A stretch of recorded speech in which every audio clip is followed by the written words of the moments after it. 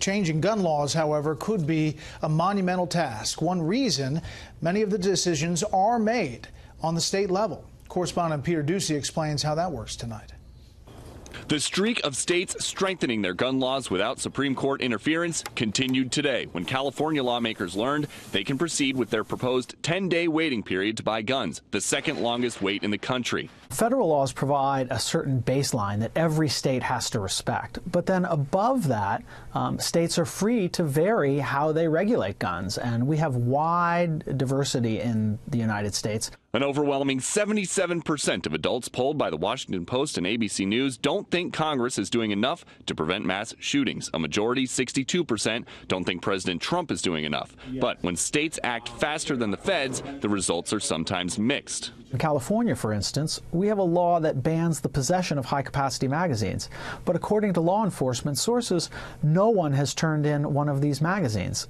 On a scorecard tracking the strength of state laws, the Giffords Law Center to Prevent Gun Violence gives Florida, site of the horrible Parkland school shooting, an F. The group concludes that, quote, consistently we see a powerful correlation. States with stronger laws have fewer gun deaths per capita, while states with weaker laws have more gun deaths. Over half a dozen states get A's, including Maryland, where there's a universal background check for all handgun and assault weapons purchases or transfers. But Maryland's strong gun laws didn't stop this Clarksburg high school student from building an arsenal with an AR-15, other guns, and multiple grenades. Police say he also had a list of grievances. If a determined criminal wants to do harm, they do harm.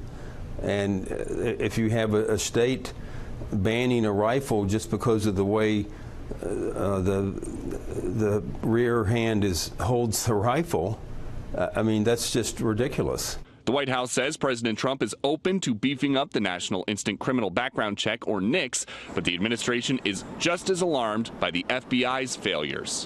When you're able to have a specific troubled individual that the community is focused on, that law enforcement is focused on, how come nobody can take action? So that's another area sort of outside the background check system that we're also looking at.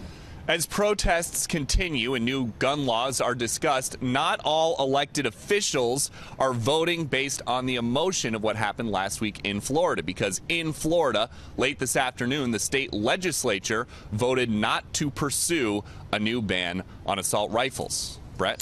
Peter, thank you.